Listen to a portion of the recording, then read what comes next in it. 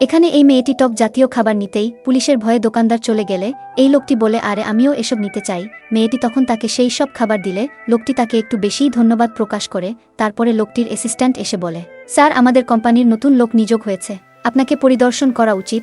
এদিকে কোম্পানির সুপারভাইজার সবাইকে অ্যালার্ট করে দেই যে আমাদের কোম্পানির চেয়ারম্যান আসবে, সবাই সবার কাজ ঠিকমতো করবে। তার কিছু পরেই ভদ্রলোকটি সেখানে গেলে মেয়েটি তার সাথে হাত মিলিয়ে তার পরিচয় দেয় এবং তাকে বস বলে সম্মান করতে থাকলে লোকটি বলে আপনার কোথাও ভুল হচ্ছে, আমি এখানকার নতুন কাজের লোক।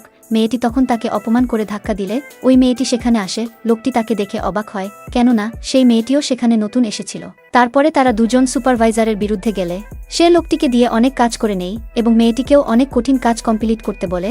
তারা দুজন মিলে অনেক কষ্টে সারা রাতে তাদের কাজ শেষ করে পরের দিন মেয়েটি তাকে ফাইল দিলে সে অবাক হয়ে যায় এবং সেটা সে তার বসের কাছে নিয়ে যায়।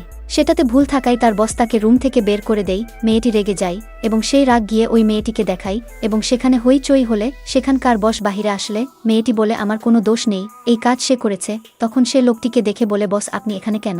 মেয়েটি বলে ফকিন্নিকে আবার বস বলতেছেন কেন? সে তখন তা বলে সে আমাদের কোম্পানির চেয়ারম্যান। তারপরে সে ওই মেয়েটিকে বের করে দিয়ে এই মেয়েটিকে সেখানকার সুপারভাইজার বানায়। এটা দেখে সবাই আনন্দিত হয়। ভিডিওটি ভালো লাগলে চ্যানেলটি সাবস্ক্রাইব করে পাশেই থাকুন। ধন্যবাদ।